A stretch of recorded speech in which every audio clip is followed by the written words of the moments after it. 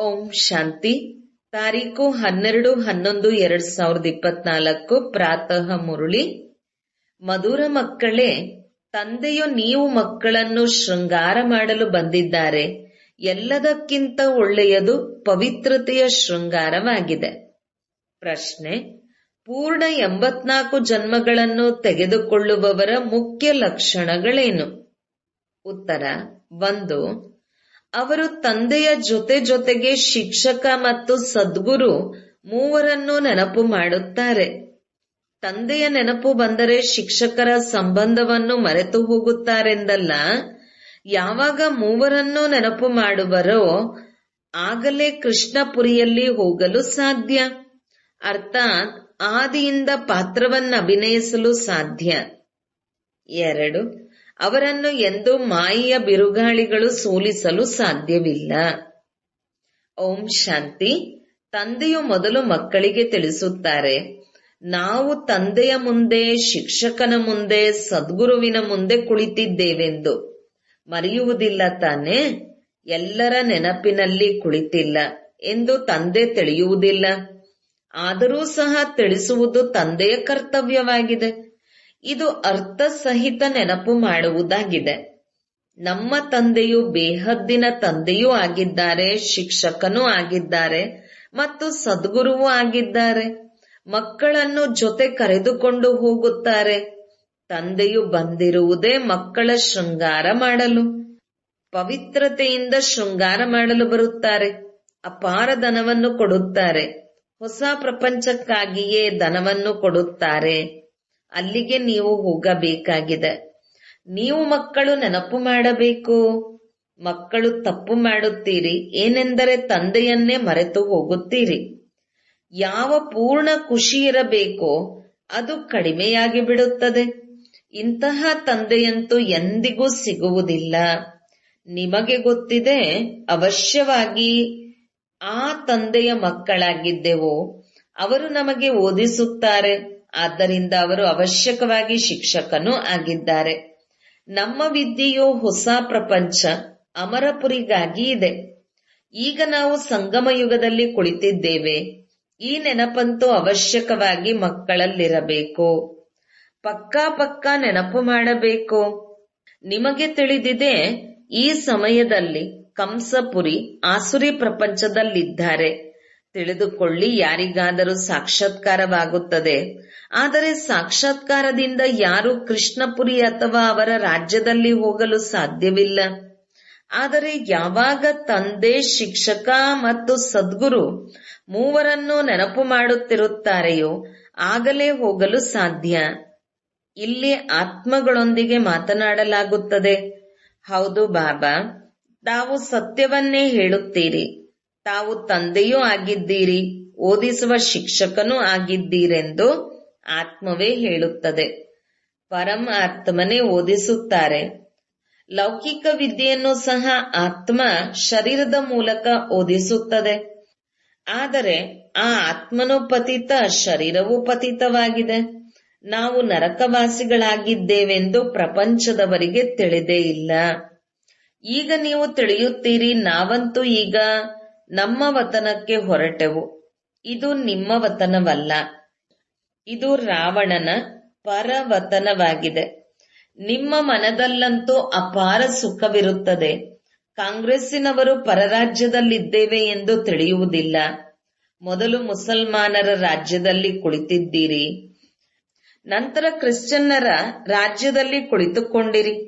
ಈಗ ನಾವು ನಮ್ಮ ರಾಜ್ಯದಲ್ಲಿ ಹೋಗುತ್ತೇವೆಂದು ನಿಮಗೆ ತಿಳಿದಿದೆ. ಮೊದಲು ನಾವು ರಾವಣ ರಾಜ್ಯವನ್ನೇ ನಮ್ಮ ರಾಜ್ಯವೆಂದು ತಿಳಿದಿದ್ದೆವು. ನಾವು ಮೊದಲು ರಾಮರಾಜ್ಯದಲ್ಲಿದ್ದೆವು ಎಂಬುದನ್ನೇ ಮರೆತು ಹೋಗಿದ್ದೇವೆ. ಮತ್ತೆ 84 ಜನ್ಮಗಳ ಚಕ್ರದಲ್ಲಿ ಬರುವುದರಿಂದ ರಾವಣ ರಾಜ್ಯದಲ್ಲಿ ದುಃಖದಲ್ಲಿ ಬರಬೇಕಾಯಿತು. ಪರರಾಜ್ಯದಲ್ಲಂತೂ ದುಃಖವೇ ಇರುತ್ತದೆ. ಒಳಗೆ ಈ ಜ್ಞಾನವಿರಬೇಕು. ತಂದೆಯ ನೆನಪಂತೂ ಅವಶ್ಯಕವಾಗಿ ಬರುತ್ತದೆ. ಆದರೆ 3 ಸಂಬಂಧಗಳನ್ನು ನೆನಪು ಮಾಡಬೇಕು. ಈ ಜ್ಞಾನವನ್ನು ಮನುಷ್ಯರೇ ಪಡೆದುಕೊಳ್ಳಲು ಸಾಧ್ಯ. ಪ್ರಾಣಿಗಳಂತೂ ಓದುವುದಿಲ್ಲ. ಇದನ್ನು ಸಹ ನೀವು ಮಕ್ಕಳು ತಿಳಿದುಕೊಂಡಿದ್ದೀರಿ. ಸತ್ಯಯುಗದಲ್ಲಿ ಯಾವುದೇ ವಕೀಲ ಮೊದಲಾದ ವಿದ್ಯೆಯೂ ಇರುವುದಿಲ್ಲ. ತಂದೆಯು ಇಲ್ಲಿಯೇ ನಿಮ್ಮನ್ನು ಸಂಪನ್ನರನ್ನಾಗಿ ಮಾಡುತ್ತಿದ್ದಾರೆ ಅಂದಾಗ ಎಲ್ಲರೂ ರಾಜರಾಗುವುದಿಲ್ಲ. ವ್ಯಾಪಾರವು ನಡೆಯುತ್ತಿರುತ್ತದೆ, ಆದರೆ ಅಲ್ಲಿ ನಿಮಗೆ ಅಪಾರ ಧನವಿರುತ್ತದೆ. ನಷ್ಟವಾಗುವ ನಿಯಮವೇ ಇಲ್ಲ. ಕಳ್ಳತನವೂ ಸಹ ಅಲ್ಲಿ ಆಗುವುದಿಲ್ಲ. ಹೆಸರೇ ಆಗಿದೆ ಸ್ವರ್ಗ. ಅಂತಹ ಸ್ವರ್ಗದಲ್ಲಿದ್ದೆವು. ನಂತರ ಪುನರ್ಜನ್ಮಗಳನ್ನು ಪಡೆದುಕೊಳ್ಳುತ್ತಾ ಕೆಳಗಿಳಿಯುತ್ತೇವೆಂದು ಈಗ ನೀವು ಮಕ್ಕಳಿಗೆ ಸ್ಮೃತಿ ಬಂದಿದೆ. ಯಾರು 84 ಜನ್ಮಗಳನ್ನು ಪಡೆದುಕೊಳ್ಳುತ್ತಾರೆಯೋ ಅವರಿಗೆ ತಂದೆಯು ಕಥೆಯನ್ನು ತಿಳಿಸುತ್ತಾರೆ. 84 ಜನ್ಮಗಳನ್ನು ತೆಗೆದುಕೊಳ್ಳದಿರುವವರನ್ನೇ ಮಾಯೆಯು ಸೋಲಿಸುತ್ತದೆ. ಇದನ್ನು ಸಹ ತಂದೆಯು ತಿಳಿಸುತ್ತಿರುತ್ತಾರೆ. ಎಷ್ಟು ದೊಡ್ಡ ಮಾಯೆಯ ಬಿರುಗಾಳಿಯಾಗಿದೆ. ಅನೇಕರನ್ನು ಮಾಯೆಯು ಸೋಲಿಸುವ ಪ್ರಯತ್ನ ಪಡುತ್ತದೆ. ಮುಂದೆ ಹೋದಂತೆ ನೀವು ಬಹಳಷ್ಟು ಓದುತ್ತೀರಿ, ಕೇಳುತ್ತೀರಿ. ತಂದೆಯ ಬಳಿ ಎಲ್ಲರ ಭಾವಚಿತ್ರಗಳಿದ್ದಿದ್ದರೆ ಇವರು ಇಷ್ಟು ದಿನಗಳಿದ್ದರು. ತಂದೆಯ ಮಗುವಾಗಿ ಮತ್ತೆ ಮಾಯೆಯು ತಿಂದು ಬಿಟ್ಟಿತು ಎಂದು ಚಿತ್ರವನ್ನು ತೋರಿಸುತ್ತಿದ್ದರು. ಸತ್ತು ಹೋದರೆಂದರೆ ಹೋಗಿ ಮಾಯೆಯ ಜೊತೆ ಸೇರಿದರು. ಇಲ್ಲಿ ಈ ಸಮಯದಲ್ಲಿ ಯಾರಾದರೂ ಶರೀರ ಬಿಡುತ್ತಾರೆಂದರೆ ಇದೇ ಪ್ರಪಂಚಕ್ಕೆ ಬಂದು ಜನ್ಮ ಪಡೆಯುತ್ತಾರೆ. ನೀವು ಶರೀರ ಬಿಟ್ಟರೆ ತಂದೆಯ ಜೊತೆ ಬೇಹದ್ದಿನ ಮನೆಯಲ್ಲಿ ಹೋಗುತ್ತೀರಿ. ಅಲ್ಲಿ ತಂದೆ, ತಾಯಿ, ಮಕ್ಕಳು ಎಲ್ಲರೂ ಇದ್ದಾರಲ್ಲವೇ? ಪರಿವಾರವೇ ಈ ರೀತಿ ಇರುತ್ತದೆ. ಮೂಲವತನದಲ್ಲಿ ತಂದೆ ಮತ್ತು ಸಹೋದರರಿರುತ್ತಾರೆ. ಮತ್ಯಾವ ಸಂಬಂಧವೂ ಇರುವುದಿಲ್ಲ. ಇಲ್ಲಿ ತಂದೆ ಮತ್ತು ಸಹೋದರ ಸಹೋದರಿಯರಿದ್ದಾರೆ. ಮತ್ತೆ ವೃದ್ಧಿಯನ್ನು ಹೊಂದುತ್ತಾ ಹೋಗುತ್ತಾರೆ. ಚಿಕ್ಕಪ್ಪ, ದೊಡ್ಡಪ್ಪ ಇತ್ಯಾದಿ ಬಹಳ ಸಂಬಂಧಿಗಳಾಗಿ ಬಿಡುತ್ತದೆ. ಈ ಸಂಗಮದಲ್ಲಿ ನೀವು ಪ್ರಜಾಪಿತ ಬ್ರಹ್ಮನ ಮಕ್ಕಳಾದರೆ ಸಹೋದರ ಸಹೋದರಿಯರಾಗುತ್ತೀರಿ. ಶಿವ ತಂದೆಯ ನೆನಪು ಮಾಡುತ್ತೀರೆಂದರೆ ಸಹೋದರ ಸಹೋದರಿಯರಾಗಿದ್ದೀರಿ. ಇವೆಲ್ಲ ಮಾತುಗಳನ್ನು ಬಹಳ ಚೆನ್ನಾಗಿ ನೆನಪು ಮಾಡಬೇಕು. ಅನೇಕ ಮಕ್ಕಳು ಮರೆತು ಹೋಗುತ್ತಾರೆ. ತಂದೆಯಂತೂ ತಿಳಿಸುತ್ತಿರುತ್ತಾರೆ. ಮಕ್ಕಳನ್ನು ತಲೆಯ ಮೇಲೆ ಕೂರಿಸಿಕೊಳ್ಳುವುದು ತಂದೆಯ ಕರ್ತವ್ಯವಾಗಿದೆ. ಆದ್ದರಿಂದಲೇ ನಮಸ್ತೆ ನಮಸ್ತೆ ಎನ್ನುತ್ತಿರುತ್ತಾರೆ. ಅರ್ಥವನ್ನು ತಿಳಿಸುತ್ತಾರೆ. ಭಕ್ತಿ ಮಾಡುವಂತಹ ಸಾಧು ಸಂತ ಮುಂತಾದವರು ಯಾರೂ ಸಹ ಜೀವನ್ಮುಕ್ತಿಯ ಮಾರ್ಗವನ್ನು ತಿಳಿಸುವುದಿಲ್ಲ. ಅವರು ಮುಕ್ತಿಗಾಗಿಯೇ ಪುರುಷಾರ್ಥ ಮಾಡುತ್ತಿರುತ್ತಾರೆ. ಅವರು ನಿವೃತ್ತಿ ಮಾರ್ಗದವರಾಗಿದ್ದಾರೆ. ಅವರು ರಾಜಯೋಗವನ್ನು ಹೇಗೆ ಕಲಿಸುತ್ತಾರೆ? ರಾಜಯೋಗವು ಪ್ರವೃತ್ತಿ ಮಾರ್ಗದ್ದಾಗಿದೆ.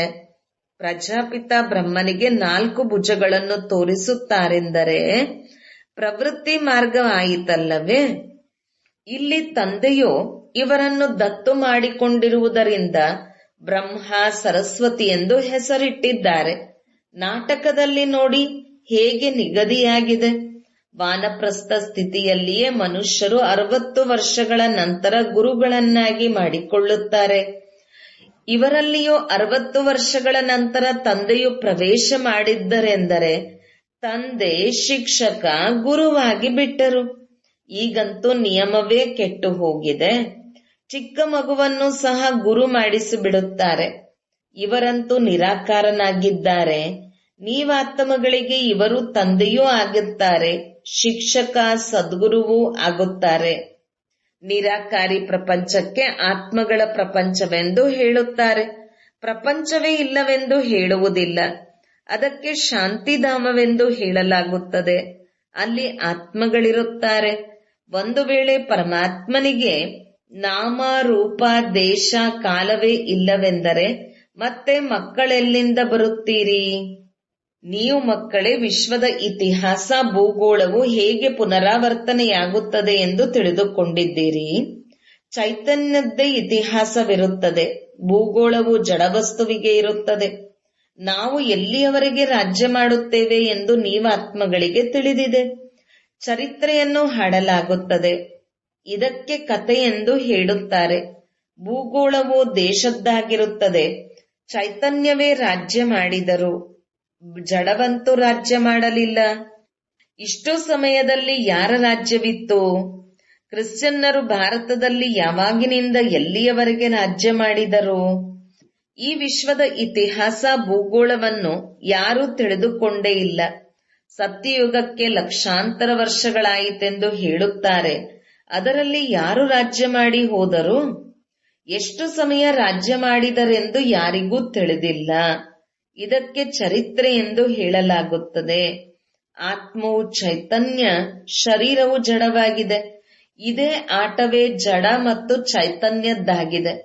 ಮನುಷ್ಯನ ಜೀವನವೇ ಉತ್ತಮವೆಂದು ಹೇಳಲಾಗುತ್ತದೆ. ಮನುಷ್ಯರ ಜನಸಂಖ್ಯೆಯನ್ನೇ ಎಣಿಕೆ ಮಾಡಲಾಗುತ್ತದೆ. ಪ್ರಾಣಿಗಳ ಎಣಿಕೆ ಮಾಡಲು ಸಾಧ್ಯವಿಲ್ಲ. ಇಡೀ ಆಟವು ನಿಮ್ಮ ಮೇಲಿದೆ. ಚರಿತ್ರೆ, ಭೂಗೋಳವನ್ನು ಸಹ ನೀವು ಕೇಳುತ್ತೀರಿ. ತಂದೆಯು ಇವರಲ್ಲಿ ಬಂದು ಎಲ್ಲಾ ಮಾತುಗಳನ್ನು ತಿಳಿಸುತ್ತಾರೆ.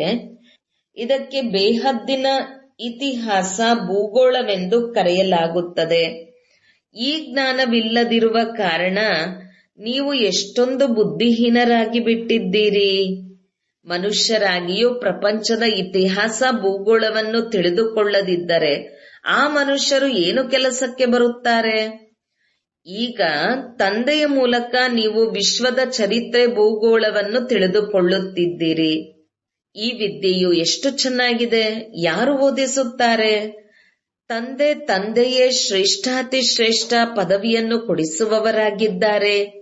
ಈ ಲಕ್ಷ್ಮೀನಾರಾಯಣ ಅವರ ಜೊತೆ ಯಾರು ಸ್ವರ್ಗದಲ್ಲಿರುತ್ತಾರೆಯೋ ಅವರದು ಶ್ರೇಷ್ಠಾತಿ ಶ್ರೇಷ್ಠ ಪದವಿಯಾಗಿದೆಯಲ್ಲವೇ? ಅಲ್ಲಿ ವಕೀಲ ಮೊದಲಾದ ಕೆಲಸವನ್ನು ಮಾಡುವುದಿಲ್ಲ. ಅಲ್ಲಂತೂ ಕೇವಲ ಕಲಿಯಬಹುದಾಗಿದೆ. ಕಲಿಯದಿದ್ದರೆ ಮನೆ ಇತ್ಯಾದಿಗಳು ಹೇಗಾಗುತ್ತವೆ? ಒಬ್ಬರು ಇನ್ನೊಬ್ಬರಿಗೆ ಕಲೆಯನ್ನು ಕಲಿಸುತ್ತಾರೆ. ಇಲ್ಲದಿದ್ದರೆ ಎಷ್ಟೊಂದು ಮನೆ ಇತ್ಯಾದಿಗಳನ್ನು ಯಾರು ಮಾಡುತ್ತಾರೆ? ತಾನೇ ಆಗಿಬಿಡುವುದಿಲ್ಲ. ಇದೆಲ್ಲ ರಹಸ್ಯವು ಈಗ ನೀವು ಮಕ್ಕಳ ಬುದ್ಧಿಯಲ್ಲಿ ನಂಬರ್ವಾರ್ ಪುರುಷಾರ್ಥದ ಅನುಸಾರ ಇರುತ್ತದೆ. ಈ ಚಕ್ರವು ಹೇಗೆ ಸುತ್ತುತ್ತದೆ? ಇಷ್ಟೊಂದು ಸಮಯ ನಾವು ರಾಜ್ಯ ಮಾಡುತ್ತಿದ್ದೆವು. ನಂತರ ರಾವಣ ರಾಜ್ಯದಲ್ಲಿ ಬರುತ್ತೇವೆ ಎಂಬುದೆಲ್ಲವೂ ನಿಮಗೆ ತಿಳಿದಿದೆ. ನಾವು ರಾವಣ ರಾಜ್ಯದಲ್ಲಿದ್ದೇವೆ ಎಂಬುದು ಪ್ರಪಂಚದವರು ತಿಳಿದುಕೊಂಡಿಲ್ಲ. ತಂದೆಯೇ ನಮ್ಮನ್ನು ರಾವಣ ರಾಜ್ಯದಿಂದ ಬಿಡಿಸಿ ಎಂದು ಹೇಳುತ್ತಾರೆ.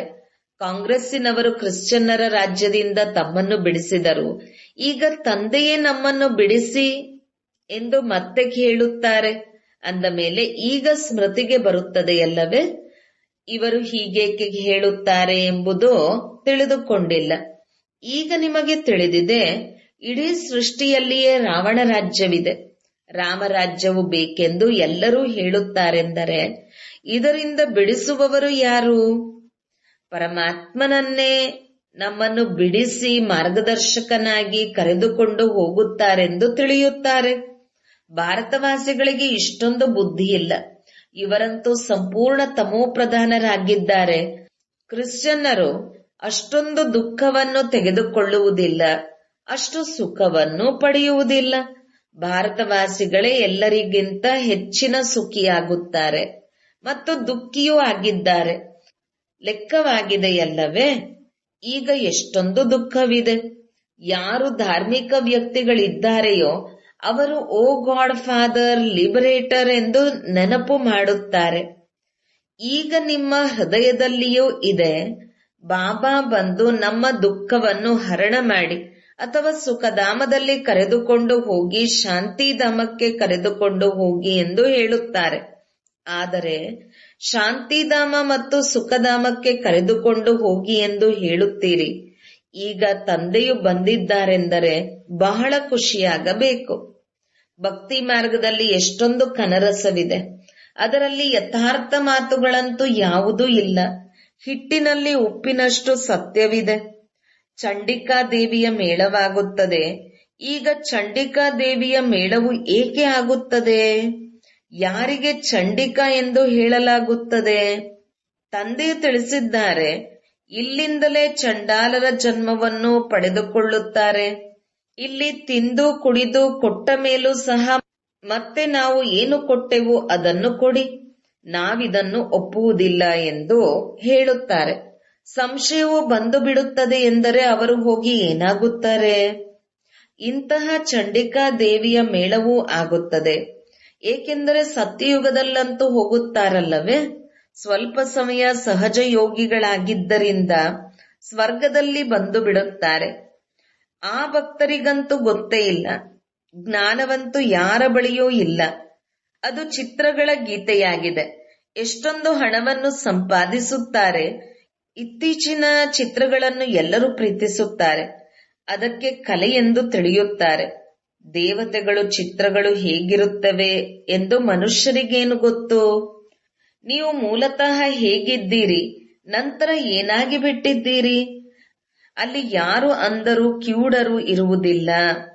ದೇವತೆಗಳಿಗೆ ಸ್ವಾಭಾವಿಕ ಸೌಂದರ್ಯವಿರುತ್ತದೆ. ಆದ್ದರಿಂದ ಎಲ್ಲವನ್ನೂ ತಿಳಿಸಿ ಮತ್ತೆ ಹೇಳುತ್ತಾರೆ, ಮಕ್ಕಳೇ ತಂದೆಯನ್ನು ನೆನಪು ಮಾಡಿ. ತಂದೆಯೂ ಆಗಿದ್ದಾರೆ, ಶಿಕ್ಷಕ ಸದ್ಗುರುವೂ ಆಗಿದ್ದಾರೆ. 3 ರೂಪದಲ್ಲಿ ನೆನಪು ಮಾಡಿ.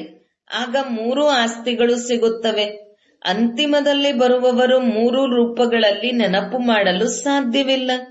ಮತ್ತೆ ಭಕ್ತಿಯಲ್ಲಿ ಹೊರಟು ಹೋಗುತ್ತಾರೆ. ತಂದೆಯು ತಿಳಿಸುತ್ತಾರೆ, ಸೂಕ್ಷ್ಮವತನದಲ್ಲಿ ಏನೆಲ್ಲವನ್ನು ನೀವು ನೋಡುತ್ತೀರೋ ಎಲ್ಲವೂ ಸಾಕ್ಷಾತ್ಕಾರದ ಮಾತುಗಳಾಗಿವೆ. ಬಾಕಿ ಚರಿತ್ರೆ ಭೂಗೋಳ ಎಲ್ಲವೂ ಇಲ್ಲಿಯದಾಗಿದೆ. ಇದರ ಆಯಸ್ಸು ಯಾರಿಗೂ ತಿಳಿದಿಲ್ಲ. ಈಗ ನೀವು ಮಕ್ಕಳಿಗೆ ತಂದೆಯು ತಿಳಿಸಿದ್ದಾರೆ. ಮತ್ತೆ ನೀವು ಯಾರಿಗಾದರೂ ಇದನ್ನು ತಿಳಿಸಬಹುದು. ಮೊಟ್ಟ ಮೊದಲು ತಂದೆಯ ಪರಿಚಯ ಕೊಡಬೇಕು. ಅವರು ಬೇಹದ್ದಿನ ಪಾರಲೌಕಿಕ ತಂದೆಯಾಗಿದ್ದಾರೆ. ತಂದೆಗೆ ಪರಮಾತ್ಮನೆಂದು ಹೇಳಲಾಗುವುದಿಲ್ಲ. ಪರಮಾತ್ಮನು ಒಬ್ಬರೇ ಆಗಿದ್ದಾರೆ. ಅವರಿಗೆ ಭಗವಂತನೆಂದು ಹೇಳಲಾಗುತ್ತದೆ. ಅವರು ಜ್ಞಾನ ಪೂರ್ಣನಾಗಿದ್ದಾರೆ. ಆದ್ದರಿಂದ ಜ್ಞಾನವನ್ನು ಕಲಿಸುತ್ತಾರೆ. ಈ ಈಶ್ವರೀಯ ಜ್ಞಾನವು ಆದಾಯದ ಮೂಲವಾಗಿದೆ. ಜ್ಞಾನವೂ ಸಹ ಉತ್ತಮ, ಮಧ್ಯಮ, ಕನಿಷ್ಠವಿರುತ್ತದೆಯಲ್ಲವೇ. ತಂದೆಯು ಶ್ರೇಷ್ಠಾತಿ ಶ್ರೇಷ್ಠನಾಗಿದ್ದರೆ ಅಂದಾಗ ವಿದ್ಯೆಯು ಶ್ರೇಷ್ಠಾತಿ ಶ್ರೇಷ್ಠವಾಗಿದೆ, ಪದವಿಯು ಶ್ರೇಷ್ಠವಾಗಿದೆ. ಚರಿತ್ರೆ ಭೂಗೋಳವನ್ನಂತೂ ಬೇಗನೆ ಅರಿತುಕೊಳ್ಳುತ್ತಾರೆ. ಉಳಿದಂತೆ ನೆನಪಿನ ಯಾತ್ರೆಯಲ್ಲಿಯೇ ಯುದ್ಧವು ನಡೆಯುತ್ತದೆ. ಇದರಲ್ಲಿ ನೀವು ಸೋಲುತ್ತೀರೆಂದರೆ ಜ್ಞಾನದಲ್ಲಿಯೂ ಸೋಲುತ್ತೀರಿ. ಸೋತು ಓಡಿ ಹೋಗುತ್ತಾರೆಂದರೆ ಜ್ಞಾನದಲ್ಲಿಯೂ ಓಡಿ ಹೋಗುತ್ತಾರೆ. ಪುನಃ ಹೇಗಿದ್ದವರು ಹಾಗೆಯೇ ಉಳಿಯುತ್ತಾರೆ. ಇನ್ನು ಕನಿಷ್ಠ ಮಟ್ಟಕ್ಕೆ ಇಳಿಯುತ್ತಾರೆ. ತಂದೆಯ ಮುಂದೆ ಚಲನೆಯಿಂದಲೇ ಮಾನವು ತಕ್ಷಣ ಪ್ರಸಿದ್ಧವಾಗಿ ಬಿಡುತ್ತದೆ. ಬ್ರಾಹ್ಮಣರ ಮಾಲೆಯೂ ಇದೆ. ಆದರೆ ನಾವು ಹೇಗೆ ನಂಬರ್ ವಾರ್ ಇಲ್ಲಿ ಕುಳಿತುಕೊಳ್ಳುವುದೆಂದು ಕೆಲವರಿಗೆ ತಿಳಿದೇ ಇಲ್ಲ. ದೇಹಾಭಿಮಾನವಿದೆಯಲ್ಲವೇ. ನಿಶ್ಚಯವುಳ್ಳವರಿಗೆ ಅವಶ್ಯಕವಾಗಿ ಅಪಾರ ಖುಷಿ ಇರುವುದು. ನಾನು ಈ ಶರೀರವನ್ನು ಬಿಟ್ಟು ಹೋಗಿ ರಾಜಕುಮಾರನಾಗುತ್ತೇನೆಂದು ಯಾರಿಗೆ ನಿಶ್ಚಯವಿದೆ? ಎಲ್ಲರೂ ಕೈಯನ್ನೆತ್ತಿದರು. ಮಕ್ಕಳಲ್ಲಿ ಎಷ್ಟೊಂದು ಖುಷಿ ಇರುತ್ತದೆ. ನಿಮ್ಮಲ್ಲೆಲ್ಲರಲ್ಲಿಯೂ ಪೂರ್ಣ ದೈವಿ ಗುಣಗಳು ಇರಬೇಕು. ಯಾವಾಗ ನಿಶ್ಚಯವಿದೆ ಎಂದರೆ ನಿಶ್ಚಯ ಬುದ್ಧಿಯವರು ವಿಜಯ ಮಾಲೆಯಲ್ಲಿ ಪೋಣಿಸಲ್ಪಡುತ್ತಾರೆ, ಅಂದರೆ ರಾಜಕುಮಾರನಾಗುತ್ತಾರೆ. ಇಂತಹ ಒಂದು ದಿನವೂ ಅವಶ್ಯಕವಾಗಿ ಬರುತ್ತದೆ. ವಿದೇಶಿಯರು ಎಲ್ಲರಿಗಿಂತ ಹೆಚ್ಚಿನದಾಗಿ ಅಬು ಪರ್ವತಕ್ಕೆ ಬರುತ್ತಾರೆ. ಮತ್ತೆಲ್ಲ ತೀರ್ಥಯಾತ್ರೆಗಳನ್ನು ಬಿಟ್ಟು ಬಿಡುತ್ತಾರೆ. ಭಾರತದ ರಾಜಯೋಗವನ್ನು ಕಲಿಯಬೇಕು. ಯಾರು ಸ್ವರ್ಗವನ್ನು ಸ್ಥಾಪನೆ ಮಾಡಿದರೆಂದು ಅವರು ತಿಳಿಯ ಬಯಸುತ್ತಾರೆ. ಪುರುಷಾರ್ಥ ಮಾಡಲಾಗುತ್ತದೆ. ಕಲ್ಪದ ಹಿಂದೆ ಇದು ಆಗಿದ್ದರೆ ಅವಶ್ಯಕವಾಗಿ ಮ್ಯೂಸಿಯಂ ಆಗಿ ಬಿಡುತ್ತದೆ. ತಿಳಿಸಬೇಕು, ಈಗ ಇಂತಹ ಪ್ರದರ್ಶಿನಿಯನ್ನು ಸದಾ ಕಾಲಕ್ಕಾಗಿ ಇಡಲು ಬಯಸುತ್ತೇವೆ. 4-5 ವರ್ಷಗಳಿಗಾಗಿ ಭೋಗ್ಯಕ್ಕೆ ಮನೆಯನ್ನು ತೆಗೆದುಕೊಂಡರೂ ಇರಬಹುದು. ನಾವು ಸುಖಧಾಮವನ್ನಾಗಿ ಮಾಡಲು ಭಾರತದ ಸೇವೆಯನ್ನೇ ಮಾಡುತ್ತೇವೆ. ಇದರಲ್ಲಿ ಅನೇಕರ ಕಲ್ಯಾಣವಾಗುವುದು. ಒಳ್ಳೆಯದು. ಮಧುರಾತಿ ಮಧುರ ಅಗಲಿ ಹೋಗಿ ಮರಳಿ ಸಿಕ್ಕಿರುವಂತಹ ಮಕ್ಕಳಿಗೆ ಪ್ರೀತಿಯ ಮಾತಾಪಿತ ಬಾಪ್ ದಾದರವರ ನೆನಪು, ಪ್ರೀತಿ ಹಾಗೂ ನಮಸ್ತೆ. ಆತ್ಮೀಯ ಮಕ್ಕಳಿಗೆ ಆತ್ಮೀಯ ತಂದೆಯ ನಮಸ್ತೆ. ಧಾರಣೆಗಾಗಿ ಮುಖ್ಯ ಸಾರ. 1. ಅಪಾರ ಖುಷಿಯಲ್ಲಿರಲು ಸದಾ ಸ್ಮೃತಿ ಇರಲಿ. ಸ್ವಯಂ ತಂದೆಯೇ ನಮ್ಮ ಶೃಂಗಾರ ಮಾಡುತ್ತಿದ್ದಾರೆ. ಅವರು ನಮಗೆ ಅಪಾರ ಧನವನ್ನು ಕೊಡುತ್ತಾರೆ. ನಾವು ಹೊಸ ಪ್ರಪಂಚ ಅಮರಪುರಿಗೆ ಹೋಗುವುದಕ್ಕಾಗಿ ಓದುತ್ತಿದ್ದೇವೆ. 2. ವಿಜಯಮಾಲೆಯಲ್ಲಿ ಪೋಣಿಸಲ್ಪಡಲು ನಿಶ್ಚಯ ಬುದ್ಧಿಯವರಾಗಿ ದೈವಿ ಗುಣಗಳನ್ನು ಧಾರಣೆ ಮಾಡಬೇಕು. ಕೊಟ್ಟ ವಸ್ತುವನ್ನು ಹಿಂತಿರುಗಿ ಪಡೆದುಕೊಳ್ಳುವ ಸಂಕಲ್ಪವು ಎಂದಿಗೂ ಬರಬಾರದು. ಸಂಶಯ ಬುದ್ಧಿಯವರಾಗಿ ತಮ್ಮ ಪದವಿಯನ್ನು ಕಳೆದುಕೊಳ್ಳಬಾರದು. ವರದಾನ: ಕ್ರೋಧಿ ಆತ್ಮರಿಗೆ ದಯೆಯ ಶೀತಲ ಜಲದ ಮೂಲಕ ಗುಣದಾನ ಕೊಡುವಂತಹ ವರದಾನಿ ಆತ್ಮಭವ. ತಮ್ಮ ಮುಂದೆ ಯಾರೇ ಕ್ರೋಧಾಗ್ನಿಯಲ್ಲಿ ಸುಡುತ್ತಿರುವವರು ಬಂದರೂ, ತಮಗೆ ನಿಂದನೆ ಮಾಡಿದರೂ, ಗ್ಲಾನಿ ಮಾಡಿದರೂ, ಆಗ ಇಂತಹ ಆತ್ಮನಿಗೂ ಸಹ ತಮ್ಮ ಶುಭ ಭಾವನೆ, ಶುಭ ಕಾಮನೆಯ ಮೂಲಕ, ವೃತ್ತಿಯ ಮೂಲಕ, ಸ್ಥಿತಿಯ ಮೂಲಕ ಗುಣದಾನ ಅಥವಾ ಸಹನಶೀಲತೆಯ ಶಕ್ತಿಯ ವರದಾನವನ್ನು ಕೊಡಿ. ಕ್ರೋಧಿ ಆತ್ಮನು ಪರವಶನಾಗಿದ್ದಾನೆ. ಇಂತಹ ಪರವಶ ಆತ್ಮನಿಗೆ ದಯೆಯ ಶೀತಲ ಜಲದ ಮೂಲಕ ಶಾಂತ ಮಾಡಿಬಿಡಿ. ಇದು ತಾವು ವರದಾನಿ ಆತ್ಮರ ಕರ್ತವ್ಯವಾಗಿದೆ. ಚೈತನ್ಯದಲ್ಲಿ ಯಾವಾಗ ತಮ್ಮಲ್ಲಿ ಇಂತಹ ಸಂಸ್ಕಾರವು ತುಂಬಿರುತ್ತದೆ, ಆಗಲೇ ಜಡಚಿತ್ರಗಳ ಮೂಲಕ ಭಕ್ತರಿಗೆ ವರದಾನವು ಸಿಗುತ್ತದೆ. ಸ್ಲೋಗನ್: ನೆನಪಿನ ಮೂಲಕ ಸರ್ವಶಕ್ತಿಗಳ ಖಜಾನೆಯನ್ನು ಅನುಭವ ಮಾಡುವವರೇ ಶಕ್ತಿ ಸಂಪನ್ನರು ಆಗುತ್ತಾರೆ. ಓಂ ಶಾಂತಿ.